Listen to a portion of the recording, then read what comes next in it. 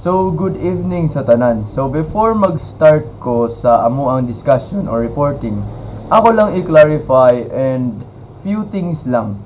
So, if naamoy question or clarification during sa among reporting, kailangan iinyong i-PM namo or need ninyo i-mention mi sa GC kay this, as I have said, this is a pre-recorded discussion. So, now, with that out of the way, we will now proceed on to the topic itself. So, kung sa man ang topic na mo? Ang topic na mo is healthy nutrients or nutrition significantly enhances health and quality of life. So, there is a topic itself, there i-explain na mo or there is a discussion na mo, among i-explain nga nung importante ang nutritions. O nga nung ang kaning nutrition, maka-enhance man siya or makatabang man siya sa imuhang health o imuhang pagkinabuhi. And if mukaon mo sakto or if mukaon mo og mga recommended na inyong kanon in daily intake, mas mutaas inyong kinabuhi. So how do we get a healthy nutrition? So nana diri na preparing most meals at home is one of the surest ways to eat healthier and enjoy a longer, more productive and a better life. So unsay pasabot ani? So ang pasabot manggod ani is that if mukaon ka or if magluto ka sa inyong balay, mas healthier siya compared if mupalit ra ka pagkaon sa gawas o mukaon ra ka sa fast food. Ngano ba? Kay the main reason ana is that monitored nimo unsa imong gikaon. Monitored nimo unsa imong ingredients gigamit. And makaingon ka na safe siya kanon kay ikaw may as a person or as the cook itself, ikaw may nagluto ana, so kabalo ka unsa gyud na nimong imong gikaon compared if muadto ka sa fast food, basin ka na imong gikaon na fast food giinit ra na nila or nagidali-dali ra na nila gluto kay as a name suggests fast food. So if for example you're just like me na dili mo ganahan magluto para if you feel that you do not have time to cook or don't care to cook, the knowledge about nutrition and its function and the recommended daily intake will contribute to healthy living.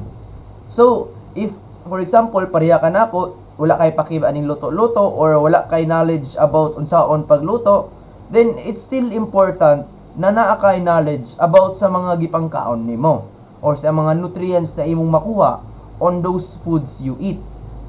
It is also important na makabalo ka so unsay mga pagkaon sa everyday para ma-healthy ka and ma-healthy ka. So that is why it is still important na makabalo ka ning nutrients and function ug mga recommended daily intake even though di ka kabaw muluto. Now, when the essential nutrients the human's body requires are carbohydrates, fats, protein, vitamins, minerals, and water. So, there are a lot of nutrients that we need sa atong human body. Pero naaman tay essential nutrients. Essential nutrients kay one is carbohydrates. Next is fats. Second is protein, vitamins, and minerals, and water. Kaning fats, carbohydrates, ug protein makuha nato ni sa mga meat or mga products na makita nato sa merkado. So kaning tolo. Now, when we say vitamins and mineral, makuha nato ning minerals and vitamins sa fruits. But mainly ang makuha nato ning mga vitamins and minerals are from the capsules as you can see in this picture. Kani mga capsules here that has been genetically or has been created by the pharmacist. So, naaman tay duha ka buok category or category sa nutrients. We have macronutrients and micronutrients. So focus muna ta sa macronutrients. So unsa maning macronutrients? So macronutrients refers to carbohydrates, fats and protein and water. So kaning mga proteins or kaning mga nutrients kailangan nato sa tong body in a huge amount or daghan kailangan nato para ma-healthy ta. So kailangan tagdagan na fats, dagang protein, dagang water and carbohydrates. Now, kaning micronutrients unsay pasabot ani? Lahi ni siya sa macronutrients. Kaning micronutrients are included vitamins and minerals. As you can see in the picture, these are the vitamins and minerals na pwede nimo mapalit sa pharmacies or the pharmacy. So, when we say micronutrients, kanang micronutrients refers to gamay ra ang kailangan sa body, but they are still important para mo mahiging healthy. So, as name suggests, relatively small amount ang kailangan, but they are still important for your body to be healthy. So, my question to you is, what is good nutrition and what is proper nutrition? Unsa may nakalahi aning good nutrition unsa may nakalahi aning proper nutrition? Kay if tan-awon nato dire sa name lang, murag pareha raman silang duha. Now, let me explain to you unsay nakalahian nilang duha. So, kanang good nutrition manggod is it refers to an adequate, well-balanced diet combined with regular physical activity is a cornerstone of good health. So, unsa may pasabot ani? So, it means na para makuha nimo ning good nutritions, kailangan mukaong kag sakto pero imo pong kuyugan og exercise or physical activity. Let me give you an example. Mukaon ka og breakfast, eggs, rice, and hot dog. Those are your breakfast. Now, after sa imong breakfast, nagbaklay-baklay ka. Now, that is a good nutrients. But when we say proper nutrition, it means na tanang mga essential nutrients nato makuha nato or na supply through the foods that we eat. So kaning for example carbohydrates, protein, fats, katong mga essential nutrients na kaon nato na supplyan ra ang ato ang body ana. That is a proper nutrients. Kaya wala man ta naglack og essential nutrients sa atong lawas, so proper nutritions to siya. Pero let's take into account ni kay if mukaong agtaman og mga baboy or mukaong agtaman og mga manok, mukuan siya, mungulid siya og mga serious health problems as you can see here. Unsa mga health problems ang pasabot? An example of that is ang pataas kaayo ang cholesterol sa usa ka tawo or high blood kay sigig kaon og baboy. So eating too much or eating too little can affect your health. So, for example, mukaong agamay, ang ending nimo may magka-ulcer ka. So proper nutrition means sakto imong gikaon, not too much, not too little, sakto-sakto ra siya. So, dire, my question to anyone na ay naminaw ani, what is nutrition? Or what is this nutrition na ato ang gidiscuss karon? Based sa inyong nasabtan. Una-una asa I'll give you like 5 seconds. So 5 4 3 2 1. So na may idea dira. Now let me tell you what is nutrition. So nutrition is the study of food and works in our bodies, our source for energy and the medium for which our nutrients can function. It is just one key to developing and maintaining good health. So kani manggong nutrition is it is a study. Kumbaga diri para mabaw-an nato unsa ning mga foods ug atong kailanganon ug kaning gipangkaon nato unsaon man ni sa atong lawas. Para kay ngano man kailangan nato ni mabaw-an para ma-maintain nato or ma-develop nato ang pagiging good health or being healthy. So muna ang topic and I will now be moving on to another topic and this will be handled by Jonah. Thank you, Ken. So, good evening once again. So, for now, we're going to discuss the nutrients and its functions. So, There will be 7 essential nutrients for life includes. So next slide, please.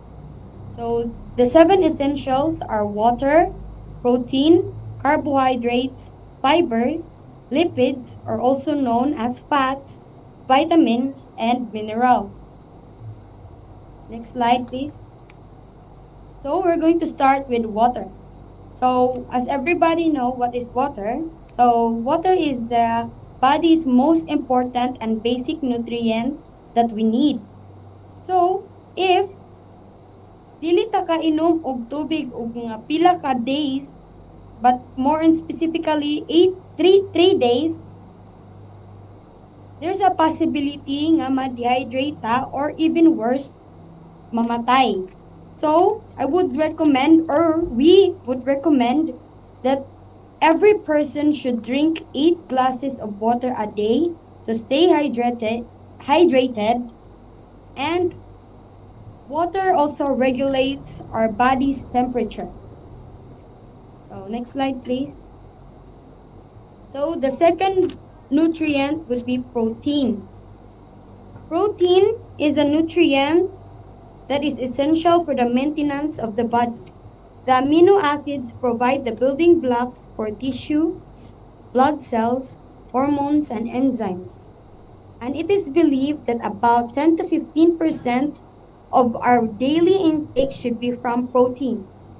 So the following are the best source of protein: meat, which are from pork and beef; poultry or chicken, fish; milk products. This includes cheese, yogurt, and butter; and lastly, for egg. So, and much better, every meal, this following source of protein should be present to maintain our body posture. So, next slide, please. So, the third nutrients would be carbohydrates. Carbohydrates are important because they provide us with the energy we need to get through the day. Carbohydrates foods are found in grains, rice, and potatoes. Carbohydrates should be 55 to 60% of our diet. The fourth nutrient would be fiber, a nutrient that is indigestible, also a carbohydrate that is important regulating our body's functions. So there would be two types of fibers. The two types of fibers are insoluble and soluble fibers. Next slide, please. Insoluble fibers acids in the prevention of hemorrhoids and may protect against cancer of the lower bowel. Insoluble fibers can be found in brown rice, grain, whole grain cereals, and broccoli for vegetables. Soluble fibers is to help reduce cholesterol and thus reduce the risk of heart and arterial disease that may cause to heart attacks. Soluble fibers can be found in oats, peas, beans, root vegetables, and citrus fruits like orange, lemon, grapefruit, pomelos. A human is recommended to consume 20 grams to 35 grams per day from different sources. Next slide, please. The fifth nutrient is fats. Fat stores energy. It also an insulator that protects the body against heat loss. It helps produce hormones, cushion vital organs like the liver and kidneys, and aid the absorption of certain vitamins. We are suggested that fats be no more than 30% of the diet. There are two types of fats, which is the saturated and unsaturated. Saturated fats is predominant fats in vegetable oils. We should avoid fried and sugary foods at all costs due to very little nutritional value they possess. While unsaturated fats, mono unsaturated fats in olive oil may help protect against heart disease. Next slide, please. The sixth nutrient is the vitamins. These are organic compounds. It is essential for body's growth, function, maintenance, and repairs. Vitamins are broken down into two groups: water soluble, that has fat soluble, and water soluble vitamins includes B complex, vitamin C. They need to be resupplied daily due to the body's inability to store them. Fat soluble vitamins includes vitamin A, D, E, and K are stored by the body for long periods of time. For this reason, excessive intake may be harmful. A balanced diet should provide all the vitamins that the body needs. Next slide, please. And the last vitamins would be mineral. Oh, pardon, the last nutrient would be minerals. These are inorganic compounds that made in energy production and body maintenance as well as assisting in the control of body reactions. The mineral nutrients contain in three groups: the macro minerals, the electrolyte elements, and the microelements.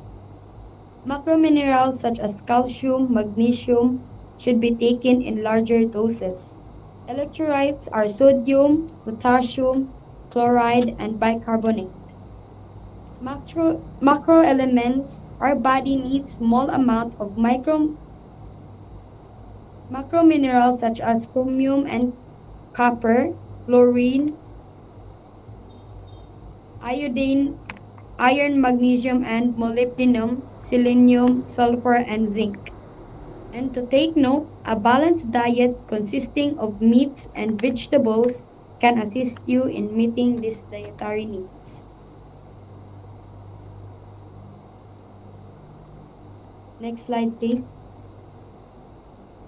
So now I'm going to give the floor to the next reporter to discuss the three basic food groups are Go, Glow, and Grow.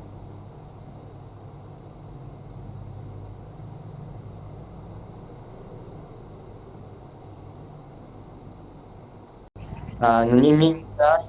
Our report is about the three basic food groups are no, glow, and glow.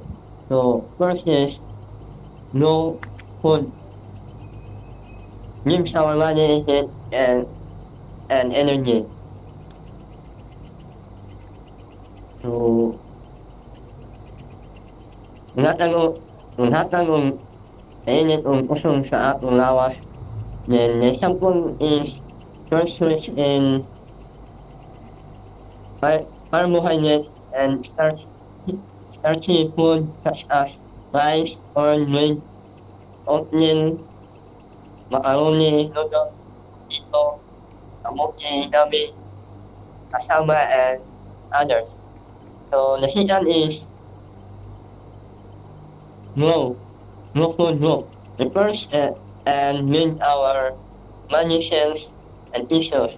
It makes grow. So kung ayaw magtuon sa atong mga selula sa lawas ng mga tissue, ini makakatubo ka na to. So, the example is foods and protein are poultry food, meat products, eggs, milk products, fish, shrimp, crabs, mango, beans, gelatin, soya beans, spinach, cereal like rice and corn. So the third is no food group. Insulin and protect our body. No foods are rich in minerals and vitamins. So the example is minerals. The foods are milk, cheese, fish, seafood such as oyster and shrimp, mussels, clams, seaweed, lobster. So, meron pang mga 10 so hindi na ako i-mention. Then, vitamins, so ang tulo is nahanglan ninyo sa lawas. So, kuhaan ng hindi na ang patulong ta, hindi naman yun ta sunod ning tulo visit food group. So, hindi na patulong ta, dito lang ang taon basta na ang akong iyan. So, that's all my report and thank you.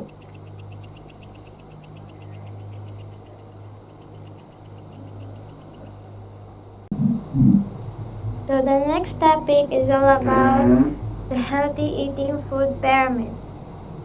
Next slide, please. So, balanced diet is a key to stay healthy. Follow the healthy eating food pyramid guide as you pick your food. Grains should be taken as the major dietary source. Eat more fruit and vegetables. Have moderate amount of meat, fish, eggs, milk, and their alternatives. Reduce salt, fat or oil, and sugar. Trim fat from meat before cooking. Choose low-fat cooking methods such as steaming, stewing, boiling, scald, or cooking with non-stick frying pans. Also, the use fried and fried. This can help us achieve balanced diet and promote health. So, dapat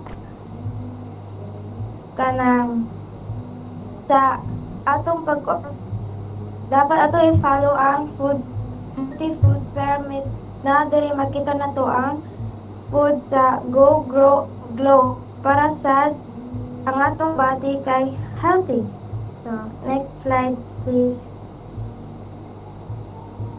The right food.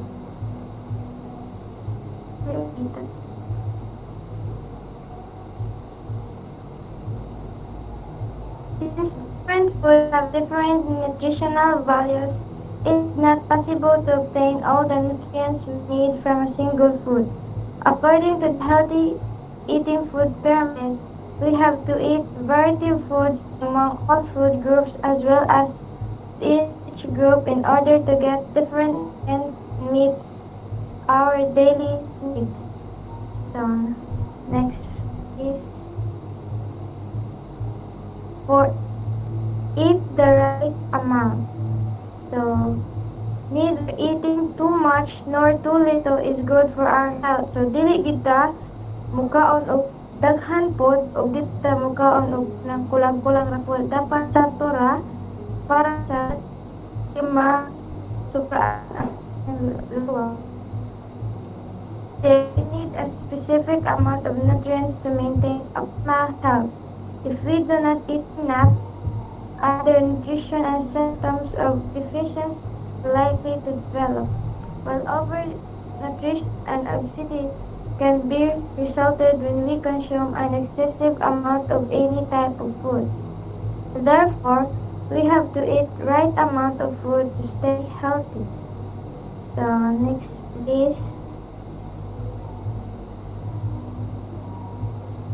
So, ang ato ang pyramid. Nadiri ang vegetables of food, milk and alternatives, meat, fish, and alternatives, fat or oil, salt and sugar. So, money sa tanan ang ato ang para po kitay health center. So, ito siya. So, next please.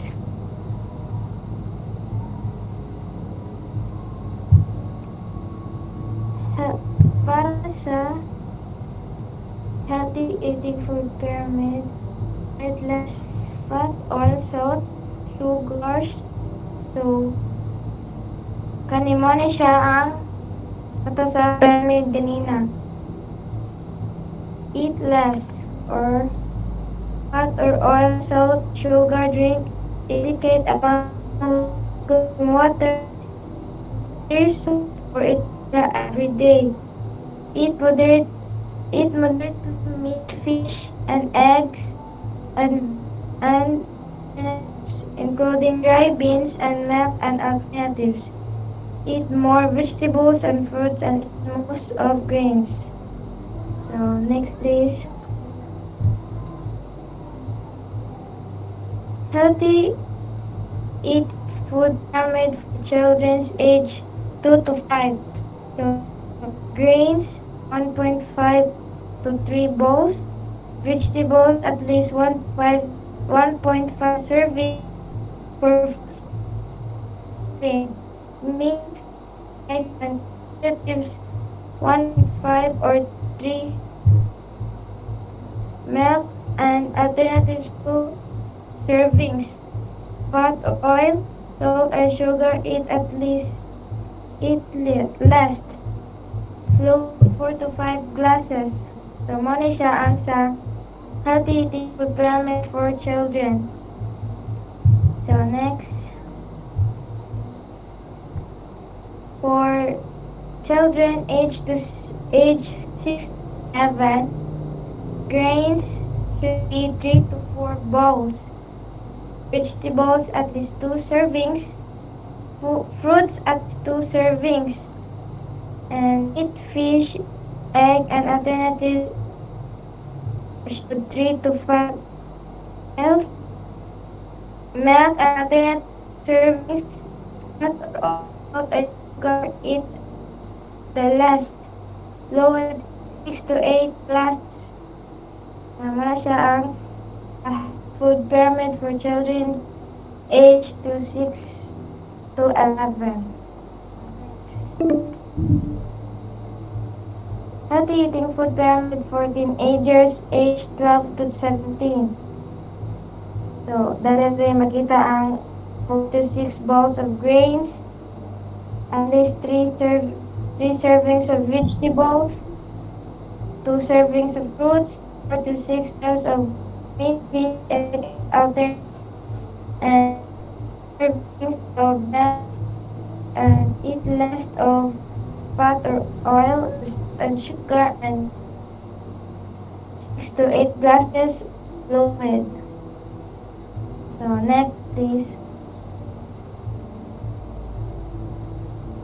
Healthy eating food for adults. So 3 to 8 bowls of grains, vegetables at least 3 servings, and 3 to healthy eating food pyramid for elderly 3 to 5 bowls, at least 3 servings of vegetables, at least 2 servings of fruits, and natiri ang 1 to 2 servings of milk. Eat the less of fat, oil, and sugar. 8 glasses. Fruit, 2 servings. And myself 5 to 8 pills, 1 to 2 servings, milk and alternatives, and 6 to 8 glasses of fluids. Mga siya sa elderly. So, healthy eating food pyramid for elderly. Una ni siya ganina akong gikuan. So, next.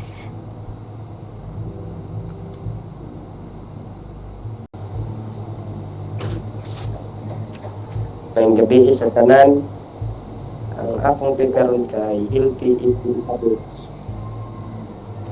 Healthy eating habits means eating the right balance and amount of health, energy, and body-building foods. Number 1.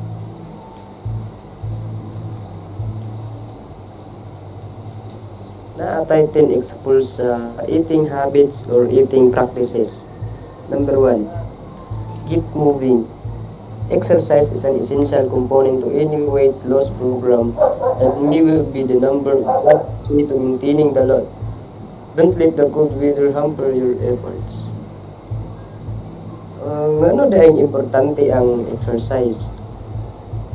Exercise can improve your brain health and help manage weight, reduce the risk of disease, strengthen bones, and strengthen muscles and improve your ability to do everyday activities.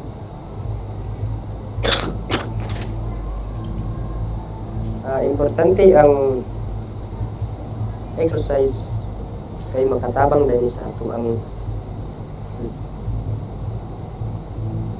Number 2, join a weight loss program. There is nothing at all wrong with admitting that you need to help professionals. Often a weight program led by professionals can offer you the support and structure you need to be successful. Importante ni siya, it can reduce your risk of certain conditions such heart disease and type 2 diabetes. It lower your blood pressure and total cholesterol level. It also can relieve symptoms and prevent injuries related to being overweight. Number 3,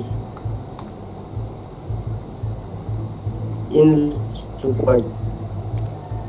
Join forces with friends, co-workers, or family members and works toward a healthier weight and lifestyle together. Weight loss challenges are always popular in this time of year.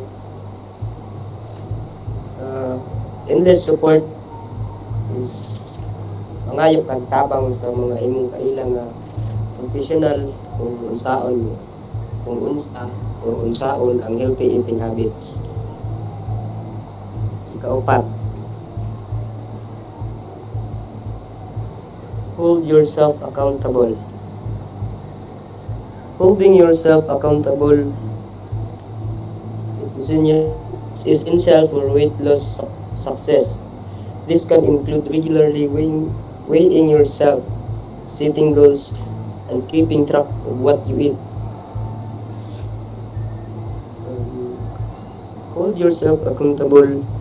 It allows you prioritize your goals and work towards them. You can use accountability strategies to motivate yourself and learn more about your work process.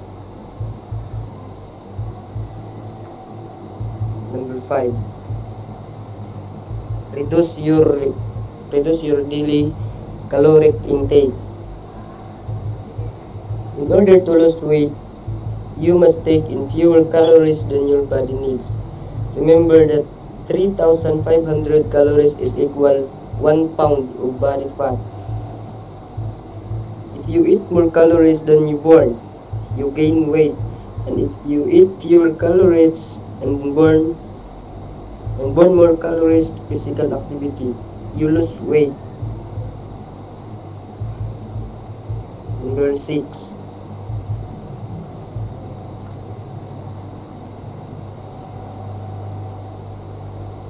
here. Don't completely deprive yourself of the foods that you love.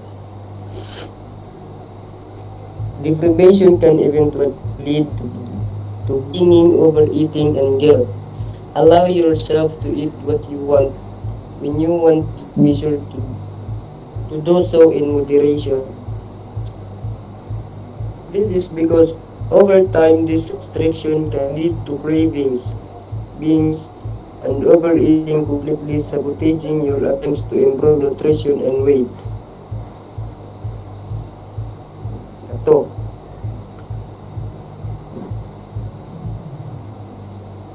eating breakfast. This is the most important meal of the day and can be a key to weight loss.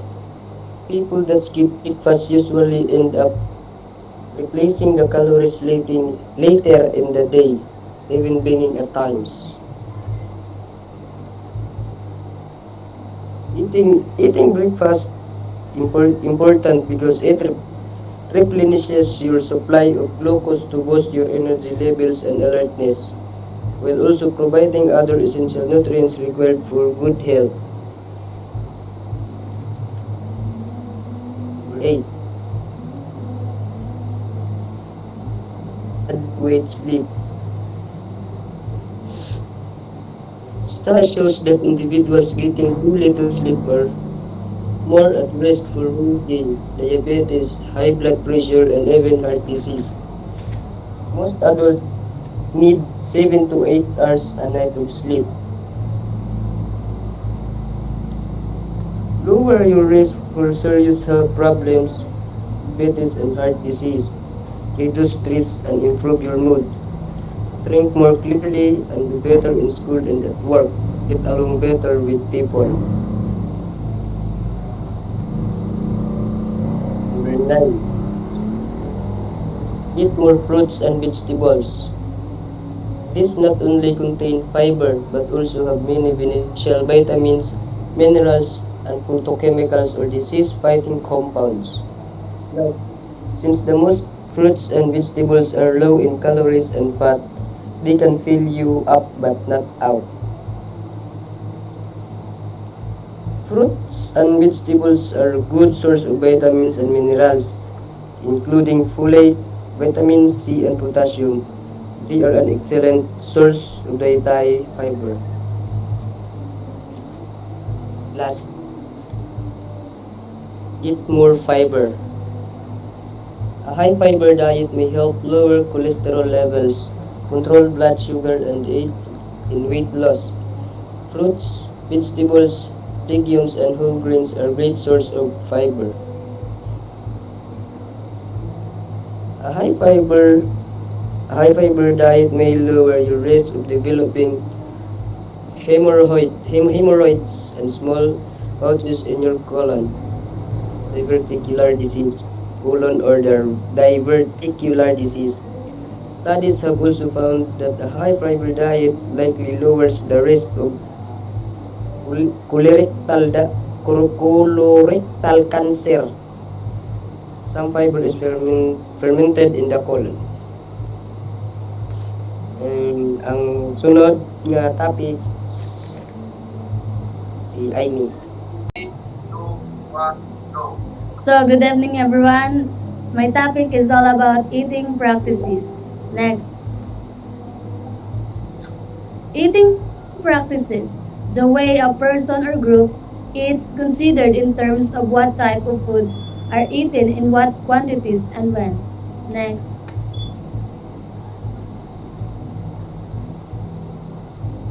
there are four types of eating.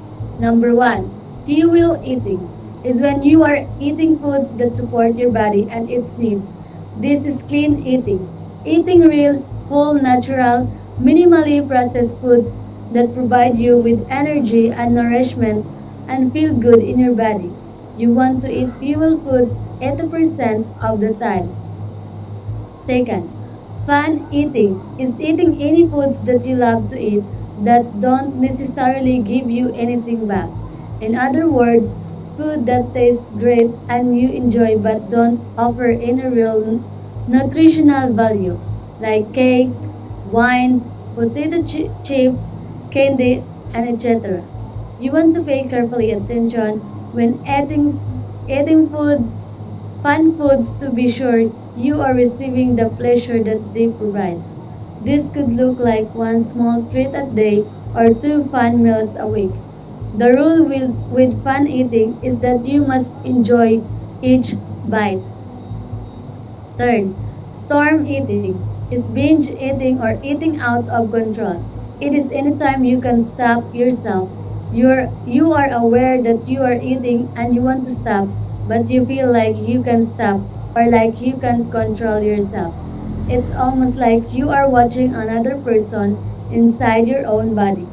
Sometimes this happens if we let ourselves get too angry, and sometimes it happens when we have an overwhelming emotion that we do not want to feel. Storm eating is usually followed by regret and shame. Many times it's done in private or in hiding. Fa- Lastly, fag eating is anytime you eat without awareness. You are munching on chips without even tasting them. You are snacking on your kids' peanut butter and jelly crust. While making lunch, you finish off a bag of candy before you even realize how much you ate and don't even remember what it tasted like. Fog eating is not enjoyable or purposeful. It's an unconscious munch that we are not even aware we are doing. The goal is to never fog eat. Stop the minute you can catch yourself. Next. So, mo ni din siya. Example sa fog eater, fuel eater, fun eater, o storm eater. Next.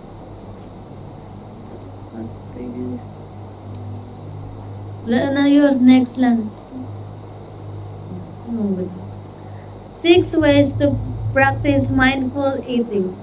Mindless eating. Number 1, eating fast, full, and ignoring your body's signals. 2, eating when emotions tell us to eat, sad, bored, or lonely. Third, eating alone at random times and places. 4, eating foods that are emotionally comforting. 5, eating and multitasking. 6, considering a meal an end product. The mindful eating, listening to your body and stopping when full. Eating when our bodies tell us to eat, stomach growling, energy low. Eating with others at set times and places. Eating foods that are nutritionally healthy. When eating, just eat.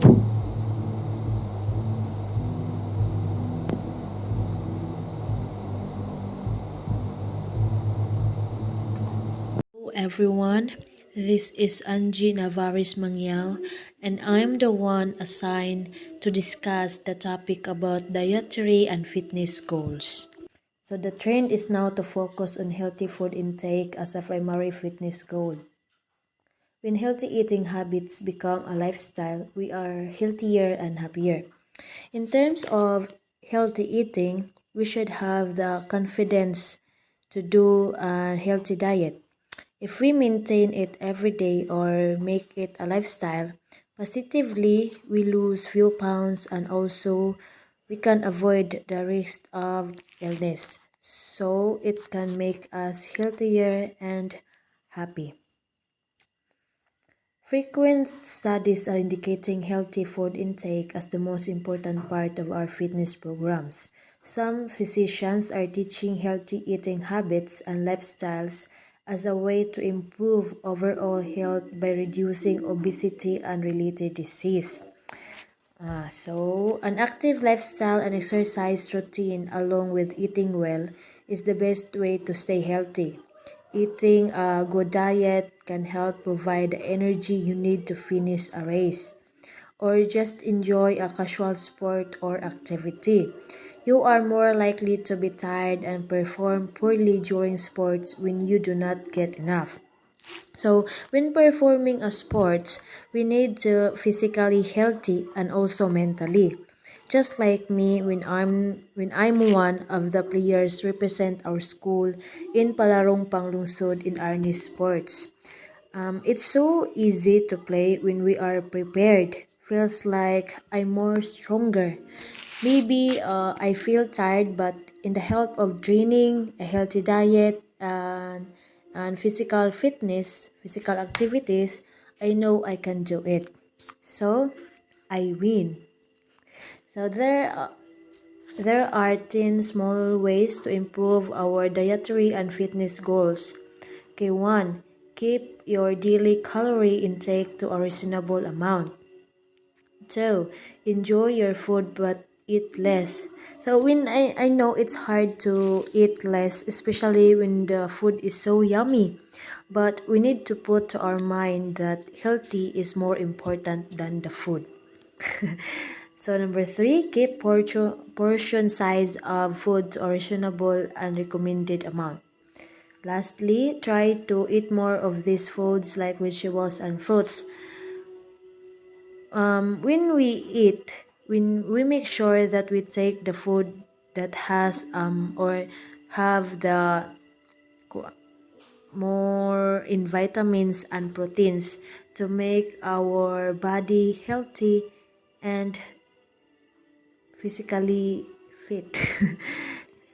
So here are the sample of dietary and fitness goals. So in the body, 1 is exercise weekly, and the 2 is sleep well in 8 hours a day and exercise 3 times a week.